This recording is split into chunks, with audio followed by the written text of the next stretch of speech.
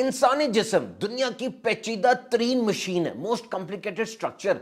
10 इसमें सिस्टम काम कर रहे हैं। ये स्केलेटल हड्डियों का, ये हजम का, डाइजेस्टिव है, सांस का, और 78 ऑर्गन्स हैं, मुख्तलिफ उज़्व, आंख, जिगर, गुर्दा, दिल, फेफड़ा, और 5.6 लीटर खून गर्दिश करता है पूरे जिस्म में, और दिन में 12,000 मील का सफर तय कर लेता है। और 37 खरब खलिए इंसान के जिस्म में सेल्स है। अरब मेडिकल साइंस की सारी तारीख और सारी तहकीकात पढ़ के देख लीजिए, रोजा इन सब को रिफ्रेश कर देता है, ताजा करके सारी सफाई कर देता है। अब देखिए ना, खाने का हजम होना, डाइजेशन, ये बड़ा अहम काम है। जब आप खाना खाते हैं तो पेट में मशीन चलना शुरू हो जाती है। एमालेस, लाइपेस, बाइल, गैस्ट्रिक जूस, सारे एंजाइम्स आते हैं और खाने को डाइजेस्ट करते हैं, हजम करते हैं। और इस वक्त चौके काम हो रहा है पेट में, खून का दबाव भी पेट की तरफ हो जाता है, और पेट को फिर भी पूरा खून नहीं मिलता, वो थोड़ा सा इधर उधर से चुरा भी लेता है, क्योंकि यहां काम हो रहा है। जिस तरह जब इंसान को गुस्सा आता है ना, तो खून का बहाव वो हाथों की तरफ हो जाता है, क्योंकि हो सकता है हाथ को इस्तेमाल करना पड़े। और ये मशीन तो सारा दिन ही चलती रहती है। हम रुकते कहां हैं? कभी यहां खाया, अब वहां खाने जा रहे हैं, अभी इसके साथ खाया, अब वो खा रहे हैं। तो ये चलती रहती है, ये काम होता रहता है। लेकिन रोजे के दौरान ये मशीन रुक गई, पेट में खाना नहीं है, तो दिमाग को अब मौका मिल गया कई दूसरे काम करने का, और वो ताकत जो यहां लग रही थी अब वो दीगर कामों की तरफ लगेगी, जिसमें एक अहम तरीन काम वो डिटॉक्सिफिकेशन है, यानी जिस्म से जहरीले मवाद का इखराज। और ये जापानीज साइंटिस्ट योशिमोरी ओसुमी की जो तहकीक है, लाइजोसोम रिसाइकल, कि इतनी मशीन जब चलती है उसमें फाजिल मवाद, टॉक्सिक मटेरियल, जहरीली चीजें पैदा होती है ना, गंद पैदा होता है। एक तो ये कि वो गंद निकल जाए, और रोजे के अंदर एक स्पेशल रिसाइकल मशीन एक्टिवेट हो जाती है। और वो क्या कि ये फाजिल और गंदा मवाद ये फायदेमंद चीज में तब्दील हो जाता है। जैसे आप अपने कपड़े फेंक दें तो वो आलूदगी का सबब बनेगा, गंद पड़ जाएगा ना। लेकिन अगर वही पुराने कपड़े आप फैक्ट्री को दें और फैक्ट्री उन पुराने को नया करके आपको वापस दे दे, तो क्या ही बात है।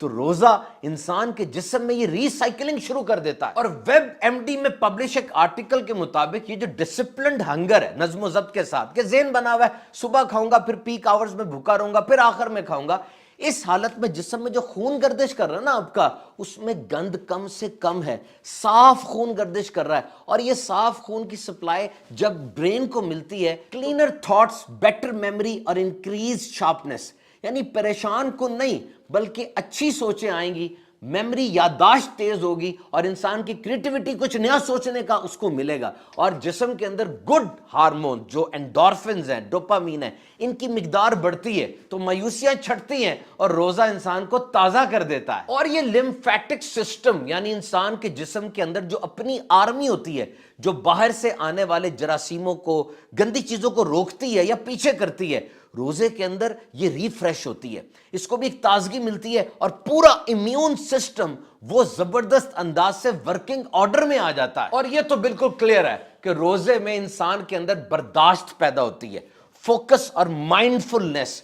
आज जो दुनिया में नफ्सियाती बीमारियों का एक सुनामी आया हुआ है, ओवर थिंकिंग की वजह से, यानी इंसान ज्यादा सोच रहा है या बहुत ज्यादा उसकी सोचें इधर उधर बिखर रही हैं, रोजा सोच को सेट कर देता है कि देख बंदे, तू भूखा, तू प्यासा सिर्फ अल्लाह की रजा के लिए।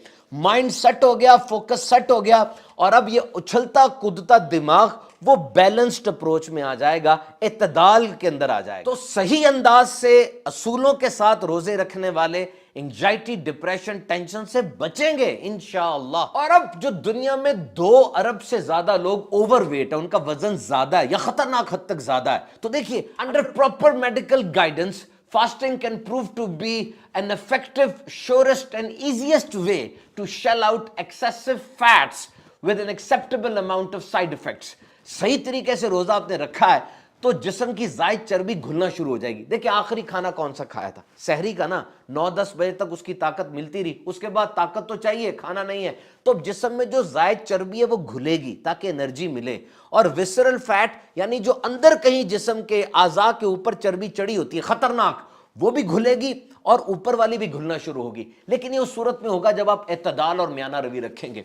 अगर ऐसा हुआ कि जनाब इफ्तारी में खाना खाया اور پکوڑے سموسے دہی بلے فروٹ چاٹ بہت کچھ کھایا اور تھوڑی دیر بعد کہا کھانا لائیں، تو پہلے والا کیا تھا؟ وہ تو افطاری تھی، کھانا تو اب کھائیں گے، اور اس کے بعد رات کو پھر سحری میں، یعنی سحری میں اس لیے زیادہ کھا رہے ہیں کہ سارا دن بھوکا رہنا ہے، اور افطاری میں زیادہ کیوں کھا رہے ہیں کہ جی سارا دن بھوکے رہے ہیں۔ تو اگر اس طرح کریں گے تو ڈیزائربل ویٹ لاس نہیں بلکہ انڈیزائربل ویٹ گین ہو جائے گا، وزن کم نہیں بلکہ وزن زیادہ ہو جائے گا۔ تو واقعتاً یہ neuro protective, cardio protective, brain protective, پورے جسم کے ایک ایک عضو کی ٹیوننگ ہو جاتی ہے رمضان المبارک میں۔ تو آپ روزے رکھیے احتیاط کے ساتھ، برداشت کے ساتھ اور اصول و ضوابط کے ساتھ، انشاءاللہ عز و جل اس کا نتیجہ دیکھیں گے۔ اور واقعی روزے میں تو شفا ہے، کیونکہ اللہ کے پیارے اور آخری نبی صلی اللہ علیہ وسلم نے ارشاد فرمایا روزہ رکھو تندرست ہو جاؤ گے۔